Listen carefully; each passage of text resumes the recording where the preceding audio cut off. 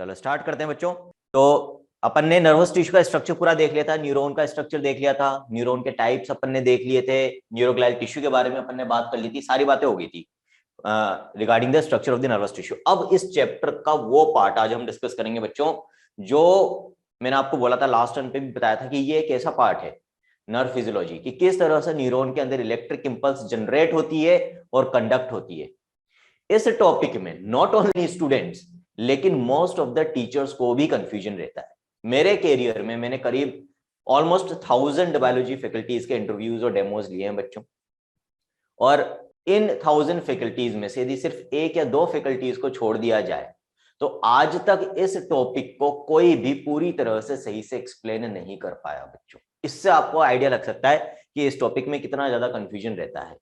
तो ध्यान से इस टॉपिक को समझ लेना बच्चों। नर्व फिजियोलॉजी का मतलब नर्व फंक्शनिंग किस तरीके से होती है, किस तरह से न्यूरॉन के अंदर एक एक्शन पोटेंशियल जिसको हम इलेक्ट्रिक इंपल्स भी कहते हैं बच्चों, उसका जनरेशन होता है और कंडक्शन होता है। ठीक है तो इसको समझाने के लिए बच्चों मैं अगेन पूरा का पूरा समझते हुए चलेंगे, तो मैं खुद पूरा का पूरा मैकेनिज्म ड्रॉ करूंगा, समझाऊंगा आपको। तो अभी फिलहाल सिर्फ और सिर्फ आपको अपनी स्क्रीन पर ध्यान देना है, समझना है अच्छे से। और जब आज का लेक्चर खत्म हो जाए तो मैंने ये जो नर्व फिजियोलॉजी आपको समझाई है बच्चों, इसको आप खुद अपने हाथों से जैसे मैं एक्सप्लेन कर रहा हूं वैसे अपने रजिस्टर में खुद एक्सप्लेन करते हुए बनाओगे। आज यदि हाथों हाथ आपने आफ्टर द लेक्चर ऐसा कर लिया बच्चों तो नर्व फिजियोलॉजी आपको जिंदगी में कभी परेशान नहीं करेगी, पूरी जिंदगी याद रहेगा ये कंसेप्ट आपको। ठीक है तो नर्व फिजियोलॉजी का मतलब है हम क्या पढ़ेंगे कि किस तरह से एक इलेक्ट्रिक इंपल्स नर्व के अंदर जनरेट और फिर कंडक्ट होती है बच्चों। इसको समझने के लिए सबसे पहले हमें क्या समझना है, क्या प्रोटोकॉल हम इसमें फॉलो करेंगे बच्चों। यहां पर अभी अभी आगे में जितना भी मैकेनिज्म आपको समझाऊंगा उसमें आपको क्या मानना है, हम जिस न्यूरॉन के अंदर इस मैकेनिज्म को समझेंगे उस न्यूरॉन को हमने किस तरह से रख रखा है, इस तरह से रख रखा है। जो सेल बॉडी वाला पार्ट है बच्चों वो तो इस तरफ है, ठीक है, और जो नर्व टर्मिनल वाला पार्ट है बच्चों वो किस तरफ है, वो इस तरफ है। ये टर्मिनल वाला पार्ट है, टीलोडेंड्रिया वाला पार्ट है। ठीक है अंदर क्या है, यहां पर एक्सोप्लाज्म है बच्चों, एक्सोन का साइटोप्लाज्म। इस एक्सोप्लाज्म को हम क्या कह सकते हैं, इंट्रासेल्युलर फ्लूइड बोल सकते हैं बच्चों, क्योंकि इनसाइड द सेल वाला फ्लूइड है। और न्यूरॉन के बाहर जो टिश्यू स्पेस होगा उसमें जो फ्लूइड होगा वो क्या कहलाएगा बच्चों, ईसीएफ कहलाएगा। ये पहले बेसिक्स है, ये यदि समझे तो ही हम फिर पूरा मैकेनिज्म समझ पाएंगे बच्चों। ठीक है तो अच्छे से समझना, न्यूरॉन के अंदर का साइटोप्लाज्म इंट्रासेल्युलर फ्लूइड, न्यूरॉन के बाहर का जो टिश्यू स्पेस में टिश्यू फ्लूइड है that is extra cellular fluid. बच्चों याद रखना कि एक्स्ट्रा सेल्युलर फ्लूइड के अंदर कौन सा केटायन ज्यादा होता है, सोडियम बहुत ज्यादा होता है और पोटेशियम बहुत कम होता है। जबकि आईसीएफ के अंदर कौन सा आयन ज्यादा होता है बच्चों, पोटेशियम। बाहर तो सोडियम ज्यादा होता है और अंदर क्या होता है बच्चों, पोटेशियम ज्यादा होता है। बाहर सोडियम बहुत ज्यादा होता है, अंदर पोटेशियम बहुत ज्यादा होता है। ये चीज हमें याद रखनी, यहां तक कोई डाउट नहीं है, सबको क्लियर है। अब इसको समझने के लिए, फिजियोलॉजी को समझने के लिए हम पूरा का पूरा न्यूरॉन ड्रॉ नहीं करेंगे। अब आगे से मैं सिर्फ क्या पार्ट ड्रॉ कर रहा हूं बच्चों, मैं सिर्फ यहां से लेकर यहां तक कि एक्सोलीमा ड्रॉ कर रहा हूं। ये एक्सोन है, यहां पर ये एक्सोलीमा है और ये भी एक्सोलीमा है, plasma membrane of the axon. ठीक है तो जो ऊपर वाली एक्सोलीमा है सिर्फ उसको ड्रॉ कर रहा हूं मैं यहां पर, ऊपर वाली एक्सोलीमा को, है ना। बाकी सारा पार्ट मैंने हटा दिया है। बाय डिफॉल्ट हमें याद क्या रखना है, इधर तो क्या है सेल बॉडी और इधर क्या है बच्चों, टर्मिनल प्रेजेंट है। ये हमें याद रखना है। अब हर बार मैं सिर्फ एक लाइन ड्रॉ करूंगा, ये ऊपर वाली एक्सोलीमा, इस एक्सोलीमा के अंदर की तरफ क्या है बच्चों, आईसीएफ यानी कि एक्सोप्लाज्म जिसके अंदर पोटेशियम आयन ज्यादा है, और बाहर की तरफ क्या है बच्चों, ईसीएफ जिसके अंदर सोडियम आयन ज्यादा है। ठीक है अब स्टार्टिंग कहां से करेंगे हम स्टार्टिंग करेंगे कि अभी ये जो न्यूरॉन है ये किस कंडीशन में है बच्चों, ये है अभी अपनी रेस्टिंग कंडीशन में, रेस्टिंग स्टेट में। और जो न्यूरॉन का रेस्टिंग स्टेट होता है, इस रेस्टिंग स्टेट को हम पोलराइज्ड स्टेट भी बोलते हैं। क्या बोलते हैं इसको हम, पोलराइज्ड स्टेट भी बोलते हैं। रेस्टिंग स्टेट का मतलब अभी ये न्यूरॉन कोई भी इलेक्ट्रिक इंपल्स जनरेट या कंडक्ट नहीं कर रहा है, इसके अंदर कोई इलेक्ट्रिक करंट फ्लो नहीं कर रहा है, ये इंफॉर्मेशन का कंडक्शन नहीं कर रहा है इस समय, ठीक है। लेकिन हमने इसको पोलराइज्ड स्टेट क्यों बोला है, क्योंकि रेस्टिंग कंडीशन में भी ये जो एक्सोलीमा है, मेम्ब्रेन ऑफ द एक्सोन, इसके अक्रॉस एक पोटेंशियल एग्जिस्ट करता है जिसको हम कहते हैं मेम्ब्रेन पोटेंशियल।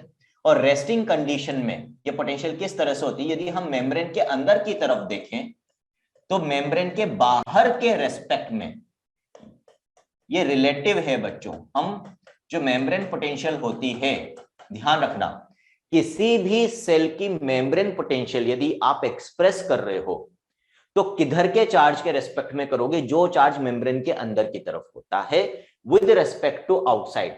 तो यदि हम एक्सोन की मेम्ब्रेन की बात करें, एक्सोलीमा की बात करें, तो एक्सोलीमा के अंदर की तरफ बाहर के कंपैरिजन में नेगेटिव चार्ज होता है, और अंदर के चार्ज के रेस्पेक्ट में हम मेम्ब्रेन पोटेंशियल को एक्सप्रेस करते हैं बच्चों।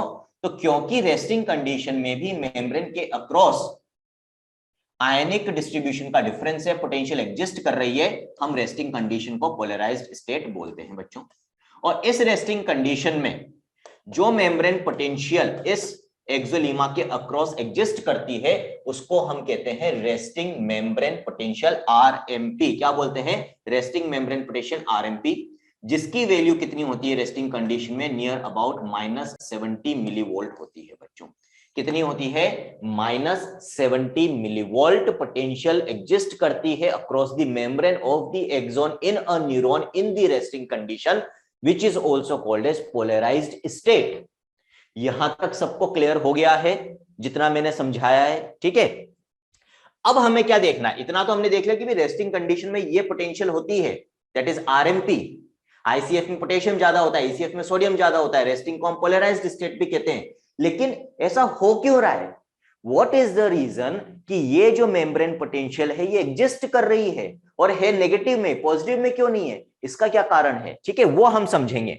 तो इधर तो हम क्या लिख रहे हैं, जो होता है, क्यों होता है वो हम सामने की तरफ समझेंगे। हर स्टेज में क्यों, कैसा, क्यों हो रहा है, कैसे हो रहा है, वो हम इधर समझेंगे। तो वापस से हमने वही एक्सोलीमा ड्रॉ कर ली, ऊपर वाली, जिसके बाहर ईसीएफ, जिसके अंदर आईसीएफ है बच्चों, ठीक है। तो बाहर तो क्या है, ईसीएफ, इसके इधर की तरफ क्या है बच्चों, आईसीएफ है, जिसके अंदर क्या पोटेशियम ज्यादा है, इसमें सोडियम ज्यादा है, इधर सेल बॉडी, इधर टर्मिनल, ठीक है। और अभी अपन क्योंकि रेस्टिंग कंडीशन की बात कर रहे हैं तो चार्ज कौन सा होगा, अंदर की तरफ नेगेटिव चार्ज है बच्चों, और बाहर की तरफ कौन सा चार्ज है, पॉजिटिव चार्ज है यहां पर, ठीक है। अब ये आया कैसे, इसको अपने को समझना है बच्चों। तो इसको समझने के लिए हमें 3 चीजें याद रखनी है। क्या, पहली चीज, ये जो एक्सोलीमा है इसके अंदर बहुत सारे लीकी चैनल्स हैं। क्या है, फर्स्ट, आयंस के लिए लीकी चैनल्स हैं बच्चों, ऐसे चैनल्स जो क्या अलाउ करते हैं, diffusion of ions. Diffusion word बोलते ही मैंने क्या बात कर ली, पैसिव या एक्टिव मूवमेंट, जल्दी बताओ, डिफ्यूजन क्या होगा, पैसिव और एक्टिव, पैसिव, वेरी गुड, ठीक है। तो लीकी चैनल्स के through passive movement of ions होता है। ये चैनल्स पोटेशियम आयंस के लिए भी होते हैं और सोडियम आयंस के लिए भी होते हैं, लेकिन इन लीकी चैनल्स के थ्रू ड्यूरिंग रेस्टिंग कंडीशन कौन से आयंस का मूवमेंट ज्यादा होता है बच्चों, जो पोटेशियम आयंस होते हैं, जो पोटेशियम आयंस होते हैं उनका मूवमेंट बहुत ज्यादा होता है। पोटेशियम किधर होंगे, हमेशा डिफ्यूजन किधर से किधर होता है, ज्यादा से कम की तरफ। पोटेशियम आयन किधर ज्यादा है बच्चों, आईसीएफ में ज्यादा होते हैं। तो पोटेशियम आयंस का मूवमेंट एक्सोलीमा के थ्रू इन लीकी चैनल्स के थ्रू किधर की तरफ होगा, बाहर की तरफ, ठीक है। लेकिन रेस्टिंग कंडीशन में एक्सोलीमा में जो सोडियम के लीकी चैनल्स होते हैं वो ऑलमोस्ट सब बंद रहते हैं, पोटेशियम के खुले रहते हैं, सोडियम के बंद रहते हैं। तो रेस्टिंग कंडीशन में ये जो एक्सोलीमा है ये सोडियम आयंस के लिए ऑलमोस्ट इम्परमिएबल होती है, उनको अंदर नहीं आने देती। सोडियम ज्यादा बाहर है, वो कोशिश किधर आने की करेंगे, अंदर आने की करेंगे, ठीक है, सोडियम आयंस। लेकिन इनके लिए जो मेम्ब्रेन है वो परमिएबल नहीं है ड्यूरिंग द रेस्टिंग कंडीशन, बहुत कम परमिएबल है, इक्का दुक्का आयन अंदर आ पाता है, मोस्ट ऑफ द आयंस अंदर नहीं आ पाते। तो यहाँ क्या हो रहा है, because of these leaky channels, ये जो पैसिव मूवमेंट हो रहा है यहाँ पर, passive movement of ions, diffusion of ions बच्चों, इस पैसिव मूवमेंट के थ्रू पॉजिटिवली चार्ज्ड आयन बाहर तो जा रहा है लेकिन पॉजिटिवली चार्ज्ड आयन अंदर नहीं आ पा रहा, पोटेशियम बहुत सारा बाहर तो जा रहा है, सोडियम अंदर नहीं आ पा रहा। जब अंदर से बाहर पॉजिटिव चार्ज जा रहा है लेकिन अंदर पॉजिटिव चार्ज नहीं आ पा रहा, तो अंदर बाहर के रेस्पेक्ट में रिलेटिवली, बाहर के कंपैरिजन में कौन सा चार्ज डेवलप हो रहा है? अंदर पॉजिटिव आयंस की कमी हो रही है, बाहर पॉजिटिव आयंस रिलेटिवली ज्यादा बढ़ रहे हैं, तो अंदर रिलेटिवली कौन सा चार्ज डेवलप होगा बच्चों? Negative charge. तो ये पहला कारण हो गया कि क्यों रेस्टिंग मेम्ब्रेन पोटेंशियल नेगेटिव होती है।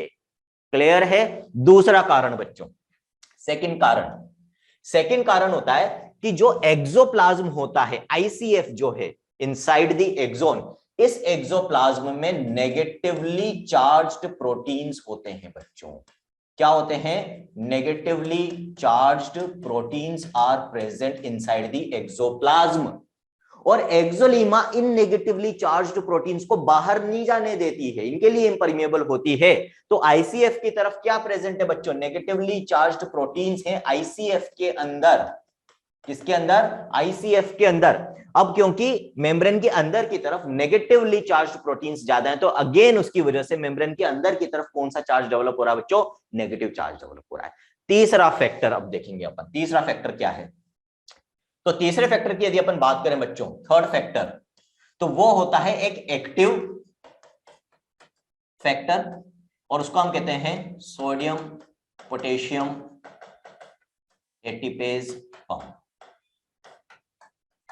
ठीक है, तो एक active pump, again protein present है इन द मेम्ब्रेन। इस प्रोटीन का काम क्या होता है? ये एटीपी की मदद से, यानी एनर्जी की मदद से 3 सोडियम को तो ले जाता है बाहर और 2 पोटेशियम को लाता है बच्चों अंदर। पोटेशियम ऑलरेडी अंदर ज्यादा है और ये पोटेशियम को अंदर ही ला रहा है, तो अगेंस्ट द कंसंट्रेशन ग्रेडियंट काम कर रहा है। सोडियम ऑलरेडी बाहर ज्यादा होता है और ये सोडियम को बाहर ही ले जा रहा है, again against the concentration gradient काम कर रहा है। जब कोई भी transporter against the concentration gradient काम करता है तो उसको एनर्जी की जरूरत पड़ती है, इसीलिए ये एटीपेज एंजाइम की मदद से एटीपी को ब्रेक करता है, उस एनर्जी को यूज करते हुए 3 सोडियम को बाहर पंप करता है और 2 पोटेशियम को अंदर पंप करता है बच्चों। ठीक है, क्लियर है? तो यहां पर एक्टिव ट्रांसपोर्ट हो रहा है, यहां पर पैसिव मूवमेंट हो रहा था। पैसिव मूवमेंट यानी एनर्जी यूज नहीं हो रही थी, एक्टिव यानी यहां पर एनर्जी यूज हो रही है।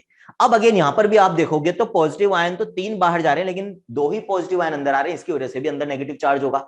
लेकिन ये जो सोडियम पोटेशियम पंप है, इसका मेन काम आरएमपी डेवलप नहीं होता, इसका मेन काम क्या होता है? ये जो ऑलरेडी ईसीएफ में सोडियम ज्यादा है, हमेशा ईसीएफ में सोडियम ही ज्यादा रहे उस चीज को इंश्योर करता है, और आईसीएफ में हमेशा पोटेशियम ही ज्यादा रहे इस चीज को ये पंप इंश्योर करता है। ये लगातार सोडियम बाहर ले जाता है और पोटेशियम को अंदर लाता रहता है। तो ये जो आयंस का कंसंट्रेशन ग्रेडियंट है कि सोडियम बाहर की तरफ ज्यादा और पोटेशियम अंदर की तरफ ज्यादा, इस चीज को मेंटेन करके कौन रखता है? Sodium potassium pump.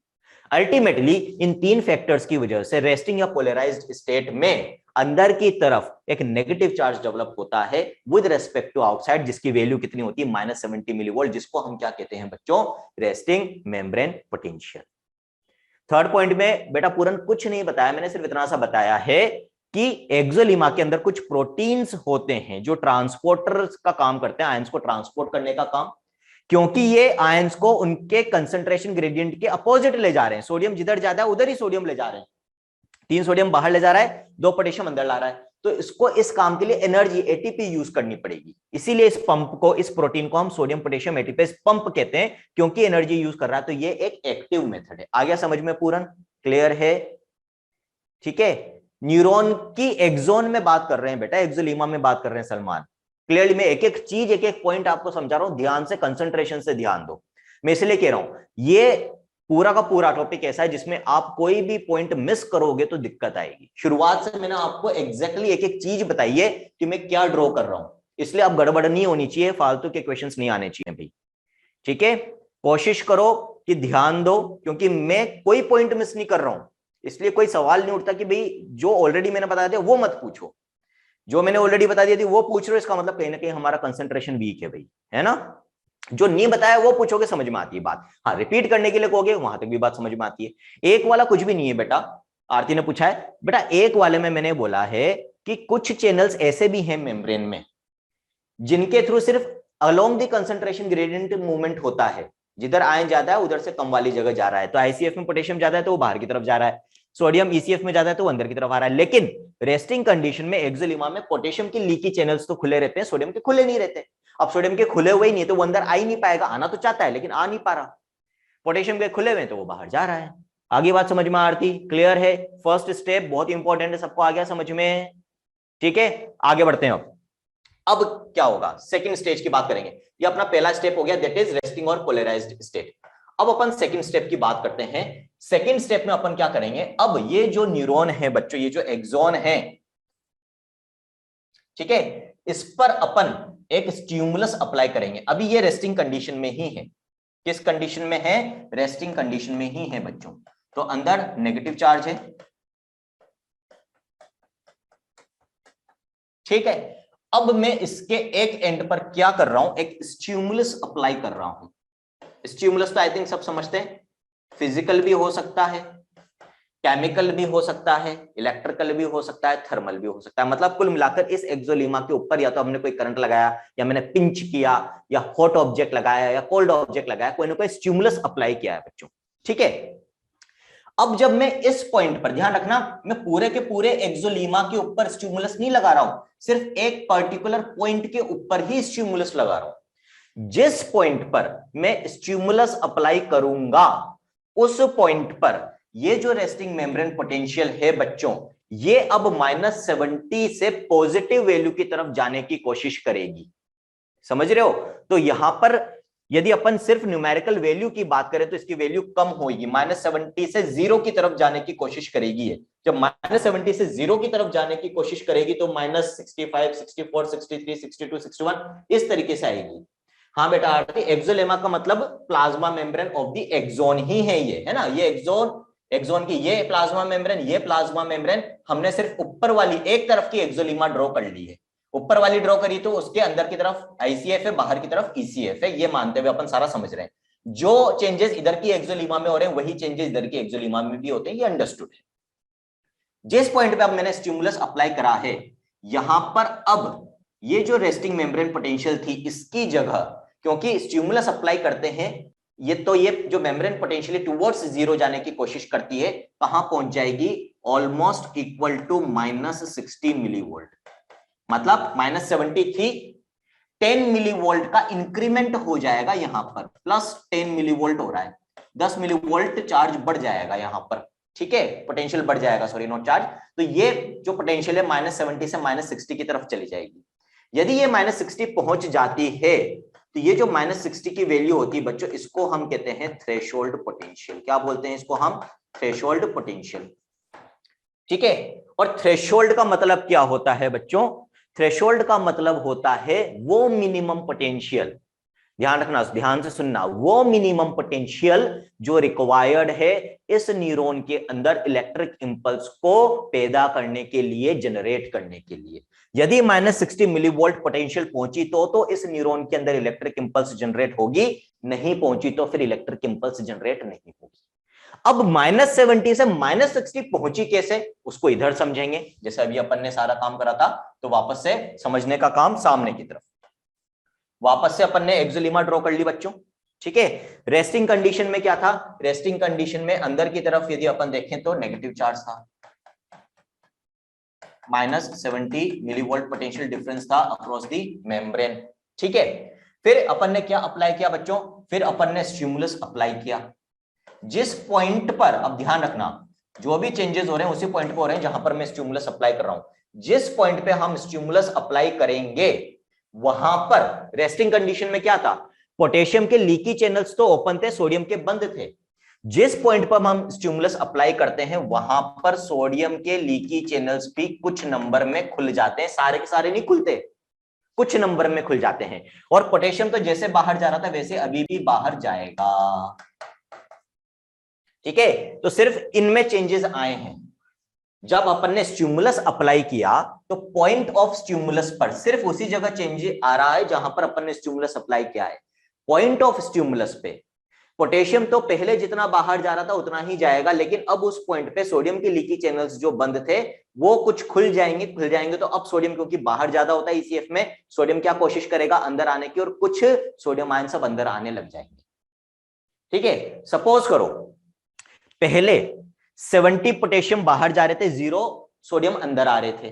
तो कितना चार्ज हो गया, -70 यहां पर डेवलप हुआ था। Just for understanding purpose simplify करके बता रहा हूं, ऐसा होता नहीं है, values just for understanding purpose है। जैसे ही मैंने इस पॉइंट पे स्टिमुलस अप्लाई करा तो यूं मान लो कि 70 पोटेशियम तो बाहर जा रहे हैं जैसे पहले जा रहे थे, लेकिन पहले 0 सोडियम अंदर आ रहे थे, उसकी जगह 10 सोडियम अंदर आ गए। तो पहले 70 बाहर जा रहे थे, 0 अंदर आ रहा था, डिफरेंस 70 -70 मिलीवोल्ट था। अभी भी 70 पोटेशियम बाहर जा रहे हैं लेकिन 10 सोडियम अंदर आ गए, तो अब डिफरेंस ऑफ चार्ज 70 की जगह कितना रह गया बच्चों, 60 रह गया ना। इसीलिए पोटेंशियल बढ़ के किधर की तरफ आ रही है, 0 की तरफ आ रही है, -60 मिलीवोल्ट पोटेंशियल हो जाएगी। आगे बात समझ में। तो यदि अपन ने इतनी देर स्टिमुलस अप्लाई करके रख दिया या इतना स्ट्रॉन्ग स्टिमुलस लगा दिया कि भाई इतना सोडियम अंदर आ जाए कि ये पोटेंशियल कहां पहुंच जाए, -60, तो हम क्या बोलेंगे, -60 मिलीवोल्ट पोटेंशियल डेवलप हो गई है।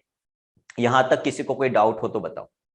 कोई बात नहीं, अभी देखो हो सकता है ये टॉपिक मैंने आपको क्या बोला था, जब टीचर्स को समझ में नहीं आता तो हो सकता है कि आपको तो दिक्कत आएगी, है ना।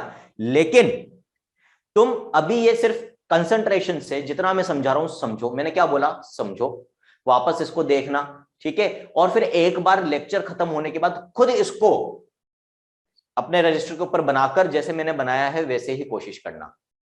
कम से कम इसको 2-3 बार जब तक कोशिश नहीं करोगे बेटा समझ में नहीं आएगा, है ना।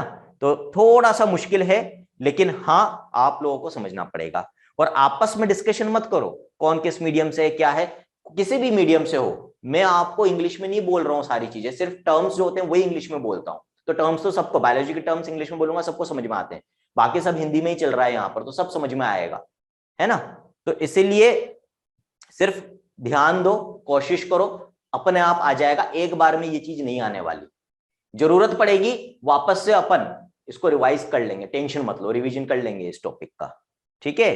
हाँ पूरा प्रैक्टिस करना है रजिस्टर में आज के लेक्चर के बाद, इस वाले टॉपिक को जैसे मैं बना रहा हूं वैसे आप भी बनाओगे, इसलिए ध्यान से देख लो, याद कर लो क्या क्या कर रहा हूं, कैसे समझा रहा हूं, ठीक है। तो अपन ने वापस से रिपीट कर रहा हूं मैं, देखो बहुत इंपॉर्टेंट पार्ट है ये।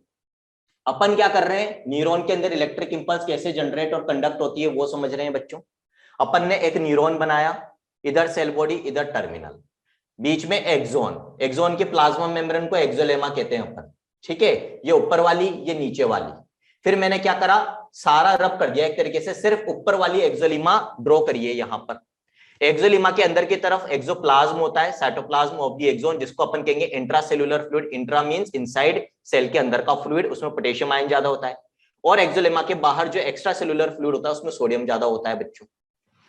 जब कोई इलेक्ट्रिक इंपल्स जनरेट नहीं हो रही होती है न्यूरॉन के अंदर, उस कंडीशन को हम रेस्टिंग या क्या कहते हैं, पोलराइज्ड स्टेट कहते हैं। उस समय क्या होता है, इस मेम्ब्रेन में कुछ ऐसे चैनल्स होते हैं जिनके थ्रू आयंस का पैसिव मूवमेंट होता है, मतलब कंसंट्रेशन ग्रेडियंट के अलोंग, जिधर ज्यादा है उधर से कम की तरफ जाते हैं। पोटेशियम अंदर ज्यादा होता है तो वो बाहर जाने की कोशिश करता है, सोडियम ज्यादा बाहर होता है तो वो अंदर आने की कोशिश करता है। रेस्टिंग कंडीशन में पोटेशियम के लीकी चैनल्स तो खुले होते हैं, सोडियम के बंद होते हैं, तो पोटेशियम तो बाहर जाता है, सोडियम अंदर नहीं आ पाता। पॉजिटिव आयन बाहर तो जा रहा है पॉजिटिव आयन, लेकिन अंदर आ नहीं पा रहा, तो अंदर नेगेटिव चार्ज डेवलप हो रहा है। दूसरी चीज, एक्सोप्लाज्म में नेगेटिवली चार्ज प्रोटीन्स ज्यादा होते हैं, इसलिए भी अंदर की तरफ नेगेटिव चार्ज होता है। तीसरी चीज, एक एक्टिव प्रोटीन भी काम कर रहा है मेम्ब्रेन में, जिसका काम होता है पंप की तरह आयंस को बाहर और अंदर फेंकना। बाहर तो 3 सोडियम को फेंकता है अंदर से, और बाहर से अंदर 2 पोटेशियम को फेंकता है। इन तीनों की वजह से अल्टीमेटली जो एक्सोलेमा है उसके अंदर की तरफ रिलेटिवली नेगेटिव चार्ज डेवलप होता है, जिसकी वैल्यू होती है -70 मिलीवोल्ट, जिसको हम कहते हैं रेस्टिंग मेम्ब्रेन पोटेंशियल। फिर यदि अपन इस एक्सोलेमा के किसी एक पॉइंट पर स्टिमुलस अप्लाई करते हैं, भाई कोई भी इलेक्ट्रिक इंपल्स न्यूरॉन में तभी तो जनरेट होगी जब उसको कोई स्टिमुलस दोगे। आपको कोई पिंच करता है तो आपके हाथ के सेंसरी न्यूरॉन में इलेक्ट्रिक इंपल्स जनरेट होती है जो आपके ब्रेन तक जाती है, तो वो पिंचिंग क्या था, स्टिमुलस। तो हमने भी यहां एक स्टिमुलस दिया। जैसे अपन ने यहां पर स्टिमुलस दिया तो रेस्टिंग कंडीशन में सोडियम के जो लीकी चैनल्स बंद थे वो भी खुल गए, वो खुल गए तो कुछ सोडियम अंदर आने लग गया। सोडियम अंदर आने लग गया तो नेगेटिव में चार्ज कम हो रहा है क्योंकि पॉजिटिव आयन अंदर आ रहा है, और जब पॉजिटिव आयन अंदर आ रहा है तो ये नेगेटिव में वैल्यू टुवर्ड्स 0 जाने लगेगी। पूरी 0 नहीं पहुंचती, -60 तक ही पहुंचना जरूरी है। मतलब कितना इंक्रीमेंट होना जरूरी है, करीब 10 मिलीवोल्ट का इंक्रीमेंट होना जरूरी है बच्चों। बेटा सोडियम अब डिफ्यूजन से इसलिए आ रहा है ना क्योंकि स्टिमुलस अप्लाई करने पे सोडियम के चैनल भी खुल गए, बंद यहां थे। जैसे ही मैंने स्टिमुलस अप्लाई करा तो पॉइंट ऑफ स्टिमुलस पे सोडियम के चैनल खुल गए हैं आरती। आगे बात समझ में, अब आगे बढ़ो, ठीक है। चलो यहां तक आगे बात समझ में। अब जैसे ही -60 मिलीवोल्ट पोटेंशियल पहुंचेगी पॉइंट ऑफ स्टिमुलस पे, तो यहां पर क्या चेंजेस होंगे वो देखेंगे। अब अपन पॉइंट ऑफ स्टिमुलस पे क्या चेंजेस हो रहे हैं वो देखेंगे। तो वापस से अपन ने वही एक्सोलेमा ड्रॉ करी, पॉइंट ऑफ स्टिमुलस, ये पॉइंट ऑफ स्टिमुलस था। अब इस पॉइंट ऑफ स्टिमुलस पे जैसे ही -60 मिलीवोल्ट पोटेंशियल पहुंचेगा, अब तेजी से यहां पर पोटेंशियल में चेंज आएगा और नेगेटिव से ये शूट करती हुई जीरो को भी क्रॉस कर जाएगी और कहां पहुंच जाएगी, पॉजिटिव वैल्यू में पहुंच जाएगी। और ये वैल्यू किसके बीच में होगी, कहीं ना कहीं +30 मिलीवोल्ट से लेकर +45 मिलीवोल्ट के बीच में कोई एक वैल्यू होती है। हर न्यूरॉन के लिए ये वैल्यू अलग अलग होगी। मान लो अपन जिस न्यूरॉन का एग्जांपल ले रहे हैं, जब मैंने स्टिमुलस अप्लाई करा और जैसे ही इस पॉइंट पर -60 मिलीवोल्ट पोटेंशियल पहुंची, तो क्या होगा, इस पॉइंट पर जो अब पोटेंशियल डिफरेंस है अक्रॉस द मेम्ब्रेन बच्चों, वो पोटेंशियल डिफरेंस कितना हो जाएगा, प्लस में चला जाएगा बाहर। अब इसके कंपैरिजन में नेगेटिव होगा। ये चेंज सिर्फ कहां हो रहा है, जहां पर अपन स्टिमुलस अप्लाई कर रहे हैं। और मान लो इसकी वैल्यू कितनी हो गई, +40 मिलीवोल्ट। कितनी हो गई इसकी वैल्यू, +40 मिलीवोल्ट। ठीक है। अब ये जो पोटेंशियल इस समय यहां पर डेवलप हुई है, ये क्या कहलाती है बच्चों, पीक पोटेंशियल और स्पाइक पोटेंशियल। और हुई कैसे ये देखते हैं अभी। तो ये चेंज आया क्यों, इसको हम समझेंगे सामने की तरफ। ध्यान रखना बच्चों, अभी भी जो बाकी का एक्सोलेमा है वो रेस्टिंग कंडीशन में ही है। जो भी चेंज हो रहा है सिर्फ और सिर्फ पॉइंट ऑफ स्टिमुलस पे ही हो रहा है, जहां पर मैंने स्टिमुलस अप्लाई करा है। बाकी के एक्सोलेमा पर कोई चेंज नहीं हो रहा है। ठीक है, वैल्यू स्टिमुलस पे डिपेंड नहीं करेगी। सिर्फ इतना स्टिमुलस इतना होना चाहिए कि एक बार -60 पहुंच जाए, उसके बाद फिर इससे फर्क नहीं पड़ता कि स्टिमुलस कितना स्ट्रॉन्ग था कितना वीक था। जो भी वैल्यू यहां पर जाएगी वो हमेशा सेम जाएगी एक न्यूरॉन में, चाहे आपने स्ट्रॉन्ग लगाया हो चाहे वीक लगाया हो। बस इतना स्ट्रॉन्ग होना चाहिए, इतना स्टिमुलस मिनिममली स्ट्रॉन्ग होना चाहिए कि -60 पहुंच जाए। -60 पहुंचने के बाद जो भी पीक पोटेंशियल की वैल्यू जाएगी वो हर न्यूरॉन में सेम, मतलब इस पर्टिकुलर न्यूरॉन में हर बार सेम होगी। यदि इस न्यूरॉन में एक बार +40 गई तो हर बार +40 जाएगी। किसी दूसरे न्यूरॉन में यदि एक बार 45 गई तो हर बार 45 जाएगी। क्यों हुआ ये चेंज, सामने की तरफ देखते हैं। तो वापस अपन यहां पर ये एक्सोलेमा बनाएंगे बच्चों। ठीक है, अगेन पॉइंट ऑफ स्टिमुलस, ये पॉइंट ऑफ स्टिमुलस। अब पॉइंट ऑफ स्टिमुलस पे क्या चेंज हुआ है बच्चों, जैसे ही पॉइंट ऑफ स्टिमुलस पे -60 मिलीवोल्ट पोटेंशियल पहुंचती है, तो इस एक्सोलेमा में एक और तरह के आयन चैनल्स होते हैं। ध्यान से सुनना, एक तो होते हैं लीकी चैनल्स, ठीक है, जो यदि ओपन है तो फिर अपने आप आयंस का मूवमेंट होगा। यहां पर एक और तरह के आयन चैनल्स होते हैं इस प्लाज्मा मेम्ब्रेन के अंदर, जिनको हम क्या कहते हैं बच्चों, वोल्टेज गेटेड चैनल्स। नाम से पता चल रहा है बच्चों, ऐसे आयन चैनल्स जिनका गेट किसके हिसाब से ओपन होता है, वोल्टेज के हिसाब से ओपन होता है। एक पर्टिकुलर वोल्टेज पे ये आयन चैनल ओपन होते हैं, एक पर्टिकुलर वोल्टेज पे ये आयन चैनल बंद हो जाते हैं। ठीक है, जैसे ही पॉइंट ऑफ स्टिमुलस पे -60 मिलीवोल्ट पोटेंशियल पहुंचती है, तो इस मेम्ब्रेन में जो वोल्टेज गेटेड सोडियम चैनल्स होते हैं, voltage gated VG, voltage gated sodium channels, short में लिख रहा हूं, वोल्टेज गेटेड सोडियम चैनल्स, उनका दरवाजा ओपन हो जाएगा। सिर्फ पॉइंट ऑफ स्टिमुलस की बात कर रहा हूं। तो कब हो रहा है ये ऐसा, वोल्टेज गेटेड सोडियम चैनल किस पोटेंशियल पे ओपन होते हैं बच्चों, दे open at the potential of -60 millivolt. इसीलिए मैंने क्या बोला था कि कम से कम इतना स्टिमुलस देना जरूरी है कि आरएमपी -70 से कहां पहुंच जाए, -60। क्यों, क्योंकि -60 वो पोटेंशियल है जिस पर वोल्टेज गेटेड सोडियम चैनल, जो कि इस प्लाज्मा मेम्ब्रेन ऑफ एक्सॉन में प्रेजेंट है, वो ओपन होंगे बच्चों। और जब तक ये ओपन नहीं होंगे तब तक इलेक्ट्रिक इंपल्स जनरेट नहीं होगी। आगे ये बात समझ में, इसीलिए हमने बोला था कि this is the minimum potential, threshold potential required for the generation of electric impulse. Open क्यों होगा, क्यों, क्योंकि जिस वोल्टेज पर ये ओपन होता है वो वोल्टेज इस समय मेम्ब्रेन में इस पॉइंट पर पहुंच चुका है। आगे बात सलमान समझ में। तो जैसे ही पॉइंट ऑफ स्टिमुलस, अपन ने स्टिमुलस दिया, -70 से -60 पोटेंशियल पहुंची, -60 पहुंचते ही voltage gated sodium channel open हो जाएगा। इसको इंफॉर्मेशन मिल जाएगी। एक तरीके से केमिकल चेंजेस होते हैं बच्चों, सारी चीजें केमिकल चेंजेस के थ्रू होती है, केमिकल इंफॉर्मेशन ट्रांसमिशन होता है। तो यहां पर ये voltage gated sodium channels open हो जाएंगे। वास्तव में कोई सच गेट नहीं होता है, बस ये मूवमेंट अलाउ करेंगे। तो voltage gated sodium channels open हो जाएंगे। सोडियम किधर ज्यादा होता है बच्चों? ईसीएफ में यानी एक्सोन के बाहर, या आईसीएफ में एक्सोन के अंदर? जल्दी बताओ। ईसीएफ में, ठीक है। तो जैसे ये चैनल ओपन होगा, मुझे ये बताओ सोडियम का मूवमेंट कहां से कहां होगा? फ्रॉम आउटसाइड टू इनसाइड और इनसाइड टू आउटसाइड। तो जैसे ये वोल्टेज गेटेड सोडियम चैनल बच्चों ओपन होंगे, there will be movement of what? There will be movement of sodium ions from ECF to ICF, outside to inside movement होगा। ये सारा change कहां हो रहा है? Only at the point of stimulus. अब पॉइंट ऑफ स्टिमुलस पे बहुत सारा सोडियम आयन अंदर आ गया है। सोडियम आयन एक पॉजिटिव चार्ज आयन है, तो इस पॉइंट ऑफ स्टिमुलस पे बच्चों अंदर की तरफ, क्योंकि बहुत सारा सोडियम आयन आ गया है, तो इस पॉइंट पर अंदर जो नेगेटिव चार्ज था वो अब किस में कन्वर्ट हो जाएगा? वो कन्वर्ट हो जाएगा पॉजिटिव में। इसकी वैल्यू +30 से +45 के बीच में कोई एक वैल्यू होती है। हर न्यूरॉन में ये वैल्यू अलग अलग होती है, लेकिन हर बार एक पर्टिकुलर न्यूरॉन में सेम वैल्यू पहुंचेगी। हो सकता है किसी दूसरे न्यूरॉन में +35 हो, तो हर बार +35 पीक पोटेंशियल आएगी। तीसरे न्यूरॉन में +36 पहुंची तो हर बार +36 होगी।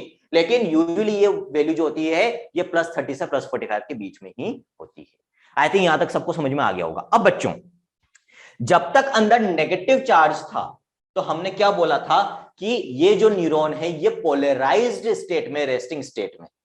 लेकिन अब पॉइंट ऑफ स्टिमुलस पे अंदर पॉजिटिव चार्ज आ गया, यानी कि पोलैरिटी रिवर्स हो गई है। पहले पोलैरिटी नेगेटिव थी, अब पोलैरिटी पॉजिटिव हो गई है। इसका मतलब क्या हुआ? जो पोलराइज्ड स्टेट था वो तब तक है जब तक अंदर नेगेटिव चार्ज है। अब क्योंकि अंदर नेगेटिव की जगह पॉजिटिव चार्ज आ गया, इसका मतलब अब पोलराइज्ड स्टेट नहीं रहा। तो जब पॉइंट ऑफ स्टिमुलस पे अंदर पॉजिटिव पोटेंशियल डेवलप हो जाती है तो हम कहते हैं कि भाई ये स्टेट क्या है?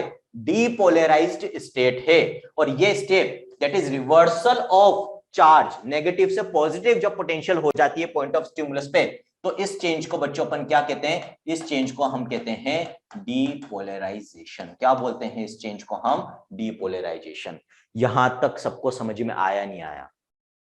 डीपोलराइजेशन कैसे हुआ पॉइंट ऑफ स्टिमुलस पे? कैसे पॉजिटिव चार्ज डेवलप हुआ? कैसे पॉजिटिव पोटेंशियल डेवलप हुई? कैसे -70 से हम +40 तक पहुंचे? ये समझ में आया नहीं आया? वेरी गुड, आ गया। आगे बढ़ते हैं अब, ठीक है। डीपोलराइज्ड तक सारी चीजें हो गई। अब बच्चों, अब अपनी इलेक्ट्रिक इंपल्स जनरेट हो जाएगी। कैसे? ध्यान से समझना, बस यहां तक ही मेन थोड़ी सी दिक्कत थी, अब नहीं आएगी दिक्कत। हो गया है मेन काम अपना, ठीक है। वापस से वही एक्सोन ड्रॉ करा मैंने, ठीक है। पॉइंट ऑफ स्टिमुलस के ऊपर अभी कौन सा चार्ज है बच्चों? पॉइंट ऑफ स्टिमुलस पे पॉजिटिव चार्ज डेवलप हो गया है। इसकी वैल्यू कितनी है? +40 मिलीवोल्ट, ठीक है। बाकी का पार्ट अभी भी रेस्टिंग कंडीशन में ही है बच्चों, जो भी चेंज हुआ है क्योंकि सिर्फ पॉइंट ऑफ स्टिमुलस पे हुआ है, तो आगे के पार्ट्स पे अभी भी वही, बाहर पॉजिटिव अंदर नेगेटिव है, ठीक है। तो इस जगह पर कितनी वैल्यू है? अभी भी -70 मिलीवोल्ट है बच्चों।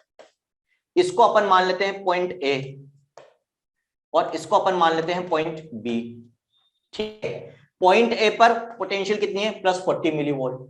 पॉइंट बी पर पोटेंशियल कितनी है? -70 मिलीवोल्ट। यदि मैं ए और बी के बीच में डिफरेंस निकालूं बच्चों, ठीक है, तो दोनों पॉइंट के बीच में कितना डिफरेंस आएगा? 40 माइनस 70 बराबर माइनस माइनस प्लस हो जाएगा 110 मिलीवोल्ट का डिफरेंस है between the two points A and B, जो कि एक सिग्निफिकेंट पोटेंशियल डिफरेंस है। और ये चीज बच्चों आप पढ़ते हो फिजिक्स के अंदर, जब दो पॉइंट के बीच में पोटेंशियल डिफरेंस एग्जिस्ट करता है, सिग्निफिकेंट पोटेंशियल डिफरेंस, तो उन दो पॉइंट के बीच में क्या फ्लो होता है? When there is a significant potential difference between two points, उन दोनों पॉइंट्स के बीच में क्या फ्लो करता है? चार्ज, यानी कि करंट फ्लो करेगा बच्चों।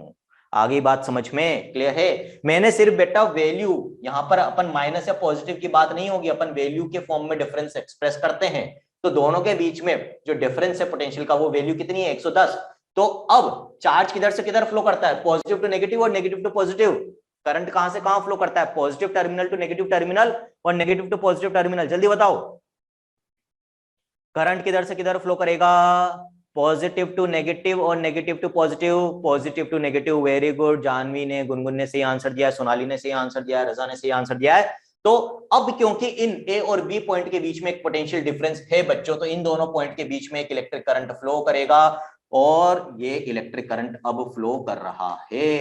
तो क्या एक इलेक्ट्रिक इंपल्स जनरेट हुई या नहीं हुई? और इसी इलेक्ट्रिक इंपल्स को हम क्या कहते हैं बच्चों? एक्शन पोटेंशियल बोलते हैं। आगे बात समझ में? अब क्या होगा, जब ये इलेक्ट्रिक करंट, जब ये इलेक्ट्रिक इंपल्स या एक्शन पोटेंशियल पॉइंट बी पर पहुंचेगी, तो इलेक्ट्रिक करंट खुद किसका काम करता है बच्चों? एक स्टिमुलस का। करंट भी तो एक स्टिमुलस है। करंट आपके ऊपर लगता है तो क्या झटका नहीं लगता? लगता है ना। इसका मतलब वो करंट भी तो आपके न्यूरॉन को स्टिमुलेट कर रहा है। तो जब ये करंट पॉइंट बी पर पहुंचेगा तो ये बिल्कुल वही काम करेगा जो शुरुआत में हमारे स्टिमुलस ने किया था। तो पॉइंट बी पर भी क्या होगा, जैसे ही करंट पॉइंट बी पर पहुंचा, यहां पर भी सोडियम के लीकी चैनल्स खुलेंगे।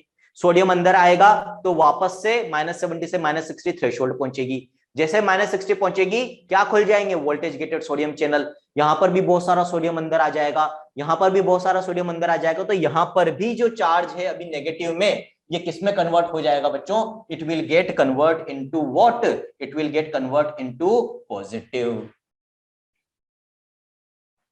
यहां पर भी पॉजिटिव हो जाएगा। फिर इस पॉइंट और इस पॉइंट, इसको अपन सी पॉइंट मान लेते हैं, इनके बीच में अगेन क्या डिफरेंस होगा? 110 का, क्योंकि यहां +40 पहुंच जाएगी और ये करंट आगे दौड़ेगा, यहां से यहां आ जाएगा। आगे बात समझ में? इस तरीके से ये एक्शन पोटेंशियल या इलेक्ट्रिक करंट एक एंड, किस एंड से? हमने शुरुआत में ही बोल दिया था, इधर वाला एंड कौन सा एंड है बच्चों? Cell body. इसीलिए मैंने शुरुआत में बोला था कि इसका काम आएगा। इधर वाला एंड क्या है बच्चों? टर्मिनल वाला एंड है। तो इसका मतलब करंट किधर से किधर फ्लो करेगा? From cell body towards terminal. इस तरह से इस एंड से करंट एक एक पॉइंट से होता हुआ सबको डीपोलराइज करता हुआ दूसरे एंड तक पहुंच जाएगा। अब आगे देखो, ये करंट तो आगे दौड़ रहा है, ठीक है। अब जो ऑलरेडी डीपोलराइज हो गया उस पर क्या चेंज हो? ये और आगे दौड़ेगा। तो अपन इसको थोड़ा और आगे तक ले जाते हैं यहां पे, ठीक है। इसको अपन मान लो इस पॉइंट तक ले आए, करंट को इस पॉइंट तक ले आए, अभी यहां पर जस्ट पहुंचा। तो ये पॉइंट भी क्या हो जाएगा आपका? ये पॉइंट भी डीपोलराइज हो चुका होगा। तो इसको तो अपन पहले डीपोलराइज कर देते हैं, इसको डीपोलराइज कर दो भाई। ये हो गया डीपोलराइज, ठीक है। लेकिन अब ये जो पहला पॉइंट है जो सबसे पहले डीपोलराइज हुआ था, ये वापस क्या कोशिश करेगा? अपनी रेस्टिंग कंडीशन में आने की कोशिश करेगा, क्योंकि एक ही बार थोड़ी इलेक्ट्रिक इंपल्स भेजनी है, वापस भी तो अपन को कोई इसको स्टिमुलेट कर सकता है। और वापस से यदि इसको इलेक्ट्रिक इंपल्स जनरेट करनी रही तो इलेक्ट्रिक इंपल्स जनरेट करने के लिए इसको फिर से रेस्टिंग कंडीशन में आना जरूरी है। यानी कि अभी ये डीपोलराइज्ड कंडीशन में, ये वापस से किस कंडीशन में आने की कोशिश करेगा? पोलराइज्ड कंडीशन में आने की कोशिश करेगा। जब हम वापस से दोबारा वापस से पोलराइज्ड कंडीशन में आ रहे हैं तो इसका मतलब अब इस पॉइंट पे क्या चालू हो जाएगा? रीपोलराइजेशन चालू हो जाएगा। कैसे चालू होगा वो देखते हैं बच्चों अपन, ठीक है। तो अब ये वाला जो ए पॉइंट है बच्चों, इस पॉइंट पर रीपोलराइजेशन चालू होगा। और रीपोलराइजेशन कैसे चालू होगा वो अपन यहां पर देख लेते हैं। उसके पहले अपन यहां पर क्या करेंगे? 5th स्टेज बना रहे हैं अपन रीपोलराइजेशन की।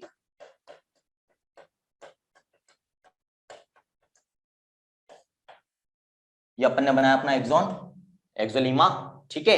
ये ए पॉइंट जो था बच्चों यहां पर, इसकी अपन बात कर रहे हैं। तो इस पर अब चार्ज वापस से अंदर की तरफ तो आ जाएगा नेगेटिव, बाहर की तरफ आ जाएगा पॉजिटिव, ठीक है। ये पॉइंट अभी रीपोलराइज हुआ है। बीच के जो पॉइंट्स हैं इन पे क्या हो रखा होगा बच्चों? अभी भी डीपोलराइजेशन। मान लो यहां तक डीपोलराइज हो गया, आगे के पार्ट्स अभी भी क्या हो रखे होंगे बच्चों? रेस्टिंग कंडीशन में होंगे। मतलब अभी इस समय करंट कहां से कहां जा रहा है? करंट अभी यहां तक पहुंचा है और यहां से इस पॉइंट की तरफ जा रहा है अभी, है ना। तो इतना पॉइंट से इतना पॉइंट तो अभी डीपोलराइज्ड है, ये तो है डीपोलराइज्ड, ठीक है। यहां से लेकर यहां तक बच्चों, यहां से लेकर यहां तक का पॉइंट अभी भी किस कंडीशन में है? रेस्टिंग कंडीशन में है, यानी कि पोलराइज्ड। जब करंट यहां तक पहुंच जाएगा तो पूरा डीपोलराइज हो जाएगा। और ए पॉइंट पे क्या चालू हो गया है? रीपोलराइजेशन चालू हो गया है। अब ये रीपोलराइजेशन चालू कैसे होगा वो सामने समझेंगे, बिना समझाए तो मैं कभी पढ़ाने वाला हूं ही नहीं, ठीक है। तो बेटा सामने समझेंगे। पॉइंट ए की बात कर रहे हैं अपन, जहां पर रीपोलराइजेशन हो रहा है। तो बच्चों जैसे ही ए पॉइंट पर वोल्टेज गेटेड सोडियम चैनल खुलने की वजह से क्या हुआ था? बहुत सारा सोडियम अंदर आया, +40 मिलीवोल्ट पोटेंशियल पहुंच गई। जब ये पीक पोटेंशियल या स्पाइक पोटेंशियल पहुंच जाती है किसी पॉइंट पर, तो उसके पहुंचने के बाद कौन से चैनल बंद हो जाते हैं? वोल्टेज गेटेड सोडियम चैनल का गेट जो पहले ओपन था बच्चों, यहां पर देखो ये खुला हुआ है गेट, यहां पर इसको अपन ने क्या करा, अब बंद कर दिया है। Voltage gated sodium channel will get closed. किस पोटेंशियल पे, +40 मिलीवोल्ट पोटेंशियल, जब स्पाइक पोटेंशियल पहुंच जाएगी। किस पे खुला था ये खुला था बच्चों -60 मिलीवोल्ट पर, तो ओपन हुआ था। और किस पर क्लोज हो रहा है, +40 पर क्लोज हो रहा है। ये तो हो गया बंद, ठीक है। अब इसी +40 मिलीवोल्ट पोटेंशियल पे कौन ओपन होगा बच्चों, voltage gated potassium channel will open. इस पोटेंशियल पे ये ओपन होता है, ठीक है। तो इसको अपन किसी और कलर से बना लेते हैं, ये कलर ले लेते हैं। अब इस पॉइंट पर क्या ओपन होगा, वोल्टेज गेटेड पोटेशियम चैनल का ढक्कन खुल जाएगा, गेट खुल जाएगा। और जैसे इसका गेट खुलेगा, पोटेशियम किधर ज्यादा होता है, आईसीएफ में या ईसीएफ में, आईसीएफ में। तो पोटेशियम गेट खुलते हैं किधर से किधर दौड़ेगा, अपने कंसंट्रेशन ग्रेडियंट के अलोंग अंदर से बाहर दौड़ेगा। तो ये बाहर जा रहा है पोटेशियम, बहुत सारा पोटेशियम बाहर चला जाएगा। ये सारा चेंज कहां हो रहा है, ए पॉइंट पर। जैसे ही यहां पर डीपोलराइजेशन खत्म हुआ, अब रिपोलराइजेशन चालू हो जाएगा। वोल्टेज गेटेड सोडियम चैनल तो बंद, वोल्टेज गेटेड पोटेशियम चैनल खुलेगा, जिससे पोटेशियम आयन बहुत सारा बाहर जाएगा। जब पॉजिटिव आयन बाहर जा रहा है, तो वापस से चार्ज किधर की तरफ जाएगा, इनसाइड द मेम्ब्रेन, नेगेटिव की तरफ जाएगा बच्चों। अब ध्यान से सुनना, अब कितना पोटेशियम बाहर जाना चाहिए, वैसे कायदे से देखा जाए तो इतनी ही देर ये वोल्टेज गेटेड पोटेशियम चैनल खुला रहना चाहिए, जब तक कि आरएमपी वापस ना पहुंच जाए। इसका मतलब ये वोल्टेज गेटेड पोटेशियम चैनल खुला तो +40 पे, किस पोटेंशियल पे ये वोल्टेज गेटेड पोटेशियम चैनल बंद हो जाना चाहिए, वो पोटेंशियल बताओ मेरे को जल्दी। तो इसका मतलब क्या है, जैसे ही इतना पोटेशियम बाहर चला जाए कि वापस से ये रेस्टिंग कंडीशन में आ जाए, ये वोल्टेज गेटेड पोटेशियम चैनल बंद हो जाना चाहिए। एक्चुअली इसको सिग्नलिंग भी चली जाती है, केमिकल सिग्नलिंग भी हो जाती है। जैसे ही मेम्ब्रेन पोटेंशियल -70 पहुंचेगी, वोल्टेज गेटेड पोटेशियम चैनल को इंफॉर्मेशन चली जाएगी, बंद हो जाओ भाई। यहां पे लेकिन एक संकट हो जाता है, ये वोल्टेज गेटेड पोटेशियम चैनल एक स्लो चैनल माना जाता है। क्या माना जाता है, ध्यान रखना, voltage gated potassium channel is a slow channel बच्चों, it is a slow channel, ठीक है। स्लो चैनल का मतलब क्या है, जब इसको सिग्नल मिलता है कि बंद हो जाओ, तो ये इमीडिएटली बंद नहीं हो पाता, ये सिग्नल मिलने के कुछ देर बाद बंद होता है। सिग्नल कब मिलता है इसको, -70 मिलीवोल्ट पर सिग्नल मिलता है। यदि सिग्नल मिलते इमीडिएटली बंद हो जाता, तो आरएमपी आ जाती, यहां पर ये पोटेंशियल कितनी हो जाती, -70। लेकिन संकट क्या हो गया, -70 पे तो सिग्नल मिला, बंद थोड़ी देर बाद हुआ। जब थोड़ी देर बाद बंद हुआ, तो -70 पहुंचने के बावजूद भी ये बंद नहीं हुआ, तो इसका मतलब -70 पोटेंशियल पहुंचने के बाद भी पोटेशियम बाहर जा रहा था, जब तक ये बंद नहीं होगा। और यदि -70 पहुंचने के बाद भी ये बाहर जा रहा था, तो पोटेंशियल -70 पे रुक जाएगी या और ज्यादा नेगेटिव हो जाएगी, it will get more negative, -80 या -90 तक पहुंच जाएगी। पोलराइज्ड स्टेट किस पे था, -70 पे। पोलराइज्ड स्टेट से भी ज्यादा नेगेटिव जा रहे हैं हम ज्यादा पोलराइजेशन की तरफ जा रहे हैं, तो हम इसको क्या कहते हैं, हाइपर पोलराइजेशन। हाइपर मींस ज्यादा, पोलराइज्ड स्टेट का भी बाप यहां पर हो रहा है, हाइपर पोलराइजेशन हो रहा है। -70 की जगह -80 टू -90 मिलीवोल्ट तक पोटेंशियल चली जाएगी बच्चों, ठीक है। तो यहां पर ये पोटेंशियल कितनी आ जाती है, -80 टू -90 मिलीवोल्ट। तो यहां पर ये जो रीपोलराइजेशन हो रहा है, ये आरएमपी पे नहीं रुकता है बच्चों, ये कहां तक पहुंच जाता है, हाइपर पोलराइज्ड कंडीशन तक पहुंच जाएगा। लेकिन जब ये -80 से -90 के आसपास पहुंचेगी पोटेंशियल, वहां तक जाते जाते ये वोल्टेज गेटेड पोटेशियम चैनल भी बंद हो जाएंगे। तो अब वोल्टेज गेटेड सोडियम चैनल भी बंद है, वोल्टेज गेटेड पोटेशियम चैनल भी बंद है। शुरुआत में जो तीन चीजें थी, sodium potassium ATPase pump, negatively charge protein inside the axon यानी कि एक्सोप्लाज्म में, और लीकेज चैनल्स, वापस से सिर्फ वही रह जाएंगे काम करते हुए, सिर्फ वही रह जाएंगे। तो धीरे धीरे ये -80 टू -90 पे जो पोटेंशियल पहुंची थी बच्चों, ये पहुंच के कहां आ जाएगी, वापस से -70 पर आ जाएगी। तो लास्ट स्टेज वही होगा जो शुरुआती स्टेज था बच्चों, ठीक है। तो लास्ट में क्या होगा, जो शुरुआत में पॉइंट डीपोलराइज हुए थे, वो वापस से अपनी रेस्टिंग कंडीशन में पहुंच जाएंगे बच्चों। तो बाहर पॉजिटिव, अंदर नेगेटिव। मान लो यहां तक का पॉइंट तो क्या हो गया, वापस से रेस्टिंग कंडीशन में आ गया। हो सकता है अभी करंट कहां तक पहुंचा हो, यहां तक, तो यहां पर अभी डिपोलराइज्ड कंडीशन है। और लास्ट वाला पॉइंट हो सकता है कि अभी भी किस कंडीशन में हो, तो करंट अभी कहां से कहां पर चल रहा होगा हमारा, करंट हमारा यहां से यहां पर चल रहा है, ऑलमोस्ट एंड तक पहुंचने वाला है। ये पॉइंट वापस से अपनी रेस्टिंग कंडीशन में आ चुके हैं, ये पॉइंट वापस से -70 मिली वोल्ट पे आ चुके हैं, यानी कि रेस्टिंग कंडीशन फिर से अचीव हो जाएगी। जहां से चले थे वहीं पर अपन आ जाएंगे बच्चों। इस तरह से धीरे धीरे जब करंट दूसरे एंड पे पहुंच जाएगा तो पूरा का पूरा एक्सॉन वापस से अपनी रेस्टिंग कंडीशन में आ जाएगा। ऑलमोस्ट बेटा हमेशा हाइपरपोलराइजेशन होता है, हमेशा होता है, आप यही याद रखो, ठीक है। आया नहीं आया समझ में? Nerve physiology, mechanism of electric impulse generation and conduction बच्चों, बहुत इंपॉर्टेंट टॉपिक है, इससे ज्यादा कंसेप्चुअली मैं समझा नहीं सकता। अभी तो ऐसे बहुत सारे क्वेश्चन है, मैं चाहूं तो आपसे पूछ सकता हूं, यहाँ पर आपका माथा घूम जाएगा, लेकिन आपको ज्यादा कंफ्यूज नहीं करूंगा, ज्यादा परेशान नहीं करूंगा। सिर्फ इतना आपके लिए जरूरी है नीट के लिए, तो इतना ही आना चाहिए बस, ठीक है। और ये यूं मान के चलो कि जूलॉजी का सबसे टफ टॉपिक है। टफ इसलिए बोल रहा हूं क्योंकि ऑलमोस्ट 1000 टीचर्स का मैंने इंटरव्यू डेमो लिया, उनमें से एक या दो आज तक मेरे को ये समझा पाए, बाकी कोई नहीं समझा पाया बच्चों। समझा भी देते हैं तो कुछ क्वेश्चन अभी ऐसे हैं, यदि मैं आपसे पूछ लूं तो आपका दिमाग घूम जाएगा। कंसेप्चुअल क्वेश्चन है क्योंकि लॉजिकल क्वेश्चन है, लेकिन आज नहीं, है ना। क्वेश्चन बेटा कैसे भी, रजा की क्वेश्चन है कि सर क्वेश्चन कैसे बन सकता है, बेटा क्वेश्चन कैसा भी बन सकता है ना। ये तो क्वेश्चन बनाने वाले के दिमाग की खुरापात पे डिपेंड करता है। यदि हमने कंसेप्ट समझ लिया तो कोई सा भी क्वेश्चन है आप निकाल लोगे, क्यों टेंशन ले रहे हो, ठीक है। तो अभी सिर्फ इतना सही, इतना सा करो अभी, और अब इसको अपन ग्राफ से समझेंगे। ये तो सब समझ ही लिया अपन ने, ठीक है ना। इसको बहुत अच्छे से बच्चों ध्यान में रखना है अपने को। आगे बढ़ते हैं, अभी तो अपन प्रैक्टिस कर ही लेना बच्चों आज। अब किस स्टेज में कौन कौन से चैनल्स काम करते हैं, कौन कौन से फैक्टर्स काम करते हैं वो देखो। रेस्टिंग स्टेट में सोडियम पोटेशियम पंप काम कर रहा था, पैसिव चैनल्स भी खुले हुए थे, लीकेज चैनल्स पोटेशियम के खुले रहते हैं, सोडियम के बंद रहते हैं। रेस्टिंग कंडीशन में ना तो वोल्टेज गेटेड सोडियम खुला था, क्योंकि ये किस पे खुलता है, -60 पे, अभी तो -70 है, ये भी बंद रहेगा, ये +40 पे खुलता है। डीपोलराइजेशन कब होता है, जैसे ही थ्रेशोल्ड पहुंचेगी तो वोल्टेज गेटेड सोडियम चैनल खुल जाएगा, डीपोलराइजेशन होगा, उस समय वोल्टेज गेटेड पोटेशियम चैनल बंद रहता है। ये तो हमेशा काम करेंगे दोनों। तो रिपोलराइजेशन किस वजह से हो रहा था, वोल्टेज गेटेड पोटेशियम चैनल खुलने की वजह से रिपोलराइजेशन हो रहा था, वोल्टेज गेटेड सोडियम की क्लोज होने की वजह से हो रहा था। तो ये क्लोज हो रहा है, ये ओपन हो रहा है, रिपोलराइजेशन। हाइपरपोलराइजेशन में भी, क्योंकि जब तक ये ओपन है तब तक ही हाइपरपोलराइजेशन होगा, जब ये बंद हो जाएगा तो वापस से कौन सी कंडीशन आ जाएगी, रेस्टिंग कंडीशन आ जाएगी। तो स्टेट वाइज आपसे क्वेश्चन पूछा जा सकता है कि रिपोलराइजेशन में कौन कौन सी चीजें ओपन और क्लोज होगी, डीपोलराइजेशन में कौन ओपन कौन क्लोज होगा, रेस्टिंग कंडीशन में कौन ओपन क्लोज होगा।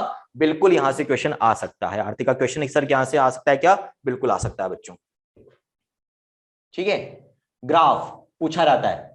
अब ग्राफ को अगेन देखो, ग्राफ में अपन ने क्या करा है, एक्स एक्सिस पे तो टाइम लिया है कि भाई ये इलेक्ट्रिक इंपल्स एक एंड से दूसरे एंड तक पहुंचने में कितना समय लेती है, या एक पॉइंट पर भी रेस्टिंग से वापस से रेस्टिंग तक आने में कितना समय लगता है। दोनों चीजें यहां पर अपन शो कर रहे हैं। वाई एक्सिस पर अपन शो कर रहे हैं पोटेंशियल चेंजेस जो हो रहे हैं अक्रॉस द मेम्ब्रेन। अपन ने स्टार्टिंग कहां से करी थी, रेस्टिंग कंडीशन से। रेस्टिंग कंडीशन में कितनी पोटेंशियल थी, -70 मिलीवोल्ट। फिर अपन ने क्या करा था बच्चों, एक स्टिमुलस अप्लाई किया था जब पोटेंशियल -70 थी। अब ग्राफ को भी अच्छे से समझ लेना, जितने इवेंट्स अपन ने वहां समझे वो सारे यहां समझा रहा हूं, तो एक तरह से रिवीजन ही करवा रहा हूं मैं यहां पर बेटा, ठीक है। तो -70 मिलीवोल्ट जब रेस्टिंग कंडीशन थी, पोलराइज्ड स्टेट, अपन ने स्टिमुलस अप्लाई किया था। जब मैंने स्टिमुलस अप्लाई किया तो सोडियम के लिए परमेबिलिटी बढ़ गई जो रेस्टिंग में नहीं थी, लीकी चैनल्स के थ्रू, जिसकी वजह से थोड़ा सोडियम अंदर आया और ये पोटेंशियल बढ़कर कहां पहुंच गई, -60 तक। अब यहां पर एक क्वेश्चन जो मैंने आपसे लास्ट टर्न पे पूछा था और कहा था इसका जवाब मैं नर्व फिजियोलॉजी में दूंगा, वो आ जाता है।